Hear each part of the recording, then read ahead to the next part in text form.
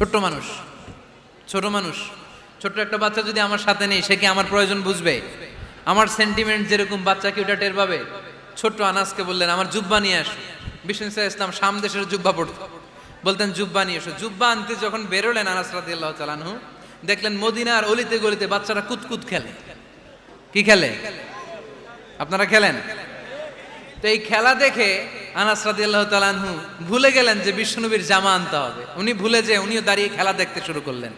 এখন ঘন্টার পর ঘন্টা যায়, আনাসও আসে না, জামাও আসে না। বিশ্বনবী ভাবলেন, হায় রে, আনাস মনে হয় ভুলে গিয়েছে, কি আর করা, যাই নিজের জামা নিজেই নিয়ে আসি। বিশ্বনবী বের হলেন জামা আনতে। বের হয়েই দেখে মদিনার গলিতে বাচ্চারা খেলতেছে, ওইদিকে আনাস রাদিয়াল্লাহু আনহু দাঁড়ানো। বিষ্ণু ইসলাম কিছু বললেন না, যে উনিও আনাস রাদিয়াল্লাহু তাআলা আনহুর পাশে দাঁড়িয়ে খেলা দেখতে আরম্ভ করলেন। সুবহানাল্লাহ পড়বেন না?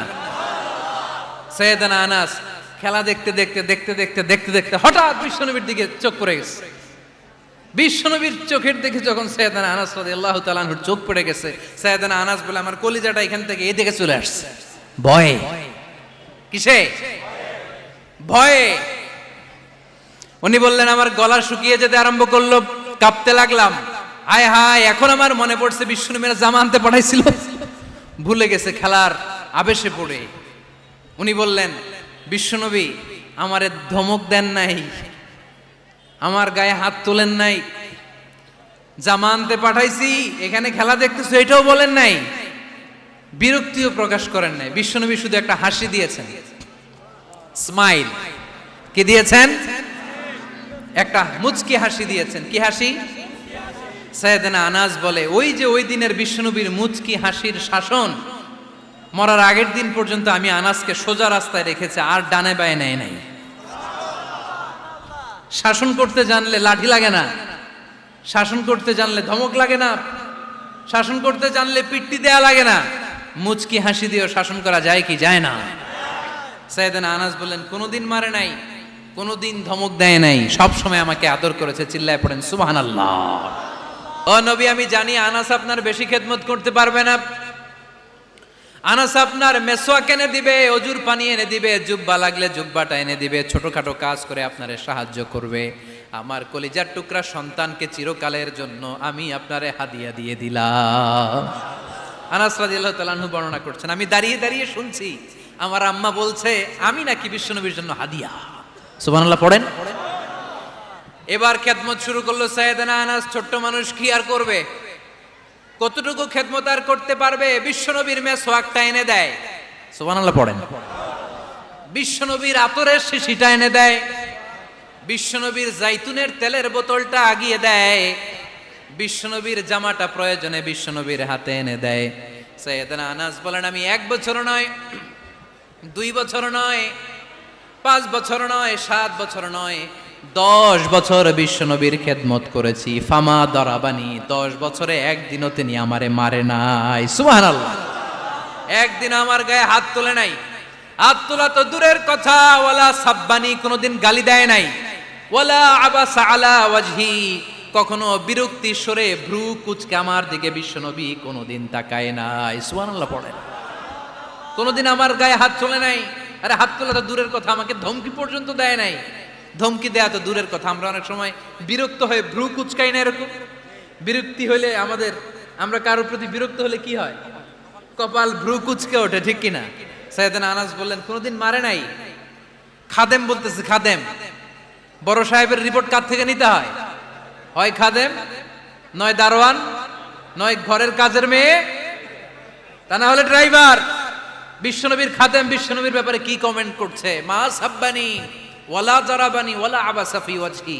এই 10 বছরের খেদমতের জিন্দেগিতে কোনোদিন বিশ্বনবী আমারে মারে নাই, গায়ে হাত তোলে নাই। আরে হাত তোলা তো দূরের কথা, একটা ধমকও দেয় নাই।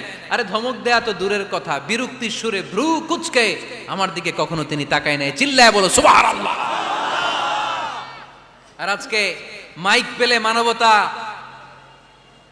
মানবাধিকারের কর্মী কি সুন্দর কথা বলে, উইমেন রাইটস এর কথা বলে, শিশু শ্রম নিয়ে কথা বলে, আর বাড়িতে কাজের মেয়ের গায়ের মধ্যে খুন্তি, গরম খুন্তি পিঠের মধ্যে লাগিয়ে পিঠ ঝলসিয়ে দেয়, এরকম আছে না নাই? পত্রপত্রিকায় প্রায় দেখা যায় যে কাজের মেয়েদেরকে কি অত্যাচার করে, খুন্তি গরম করে করে চামড়ার মধ্যে লাগিয়ে স্কিন ঝলসে ফেলেছে, গ্রিলের মধ্যে বেঁধে রেখেছে, সময় মতো খাবার দেয় নাই। পিটিয়ে মাথার চুল কামিয়ে মাথা নেড়া করে দিয়েছে, এরকম আছে না নাই? এরা মানবাধিকারের ঠিকাদার, এরা মানবাধিকারের কথা বলে। আর বিশ্বনবী সাল্লাল্লাহু আলাইহি ইসলামের খাদেম বিশ্বনবীর ব্যাপারে বলেছে, কোনোদিন মায়ের তো দূরের কথা, হাত তোলা তো দূরের কথা, আরে ধমক দেওয়া তো দূরের কথা, বিরক্তির চেহারা নিয়েও কোনোদিন বিশ্বনবী আমার দিকে তাকায় নাই। চিল্লায় পড়েন সুবহানাল্লাহ। এজন্য সব সময় বিষ্ণু ইসা ইসলাম শ্রমিকদেরকে ভালোবাসতেন। শ্রমিক কোনো লজ্জা নাই, লজ্জা হচ্ছে অলসতায়। আজ থেকে এই মাহফিল, এই এত বড় আয়োজন, এত বড় গ্যাদারিং তখনই সার্থক হবে যখন আমরা এই সিদ্ধান্তে আসতে পারবো যে আমরা অলস সময় কাটাবো না, আমরা আমাদের এই সময়গুলোকে প্রোডাক্টিভ ওয়েতে কাজে লাগাবো, কোনো না কোনো কাজের সাথে জড়িত হব। Never under estimate any job, whether it's big or small, বড় হোক বা ছোট হোক, কোনো কাজকে আমরা ছোট করে দেখব না। যে কোনো কাজ করো না ভাই, যে কোনো কাজ করো তা যেন হয় সবার চেয়ে সবচেয়ে সুন্দর। আমাদের অবসর সময়গুলোকে কাজে লাগানোর দরকার আছে না নাই?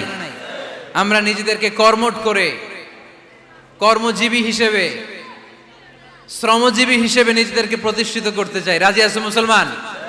লক্ষ্মীপুরের যুবক ছেলেরা আওয়াজ করে বলো, পারা যাবে? লজ্জা কিসে? লজ্জা কিসে? অনেকে টাঙ্কি মারে, এদিক সেদিক ঘুরে আর বলে আমার আব্বা চেয়ারম্যান। আরে তোর আব্বা চেয়ারম্যান, তুই কি? কয় আমার আব্বা MP, member of the parliament. আরে তোর বাবা এমপি, এটা তো তার গৌরব, তোর কি আছে সেটা বল। এজন্য নিজের পায়ে দাঁড়াবো। অলসতার সাথে আমাদের কোনো সম্পর্ক। আজকের এই মাহফিল থেকে আমরা অলসতা, অকর্মণ্যতাকে নো বলে দিলাম। অলসতাকে আমরা কি বললাম? আরো জোরে বলতে হবে, অলসতাকে কি বলবো? আর সব সময় কর্মঠ থাকবো, এনার্জেটিক থাকবো, নিজের পায়ে দাঁড়াবো, আইডিয়া জেনারেট করব, এন্টারপ্রেনার হওয়ার চেষ্টা করব, নতুন নতুন উদ্যোক্তা হওয়ার মাধ্যমে আমরা আমাদের নিজেদের ভাগ্য পরিবর্তনের চেষ্টা করব। কারণ আল্লাহ বলেছেন, ইন্নাল্লাহা লা ইউগাইয়িরু মা বিকাওমিন হাত্তা ইউগাইয়িরু মা বিআনফুসিহিম। আল্লাহ তাআলা ততক্ষণ পর্যন্ত কোনো জাতির ভাগ্যের চাকার পরিবর্তন করে না যতক্ষণ পর্যন্ত ওই জাতি নিজে নিজের ভাগ্যের চাকার পরিবর্তন করতে না চায়। চিল্লা এখন ঠিক কি না? লাকাদ খালাকনা, একটা বাবার স্পার্মের মধ্যে 2 কোটি যদি শুক্রাণু না থেকে সেখান থেকে সন্তান হয় না। তার মানে এই 2 কোটি শুক্রাণুর মধ্য থেকে আপনি একজন সফল মানুষ, যিনি বাকি 2 কোটির মধ্য থেকে সব শুক্রাণুগুলোকে হারিয়ে আপনি সফল হতে পেরেছেন। সেখান থেকে দুনিয়ার বুকে আপনি যখন এসেছেন, আপনাকে সংগ্রাম করে আসতে হয়েছে। যারা সিজারের মাধ্যমে পৃথিবীতে আসে তাদের এই সংগ্রামটা থাকে না, কিন্তু যারা নর্মাল প্রসেসে পৃথিবীতে আসে তাদের প্রচন্ড সংগ্রাম করে, প্রচন্ড চাপা খেয়ে পৃথিবীতে আসতে হয়। ঠিক কিনা? কারণ আমাদের সাইজ ছিল অনেক বড়। আমাদের মায়ের যে অঙ্গটা দিয়ে আমরা পৃথিবীতে আসব, ওই জায়গাটা ছিল খুবই সরু। আমাকে সংগ্রাম করে, আমাকে যুদ্ধ করে, আমার নিজের অস্তিত্বের প্রমাণ দিয়ে চিৎকার মেরে এই পৃথিবীতে আসতে হয়েছে। চিল্লায় বলো ঠিক কিনা? এজন্য এই পৃথিবীর বুকে আমরা যতদিন থাকবো সংগ্রাম করে বাঁচতে হবে। ঠিক কিনা? পরিশ্রমে লজ্জা আছে? লজ্জা কিসে? মনে থাকবে লক্ষ্মীপুরের ছেলেরা, যে আয়াত দিয়ে শুরু করেছি সে আয়াত দিয়ে শেষ করছি। যখন সালাতের সময় হয় মসজিদে যাব, আর সালাত যখন শেষ হয় তখন মসজিদের বাইরে আমরা কাজে নেমে পড়বো। রাজি আছি তো?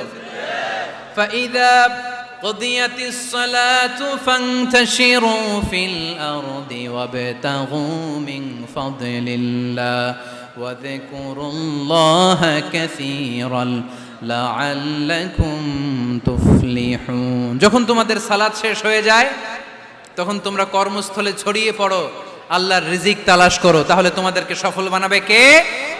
আল্লাহ আমাদের সবাইকে কথাগুলো বুঝার ও আমল করার তৌফিক দান করুক। আমরা পড়ি আমিন। সুবহানাকাল্লাহুম্মা ওয়া বিহামদিকা আশহাদু আল্লা ইলাহা ইল্লা আনতা আস্তাগফিরুকা ওয়া আতুবু ইলাইক।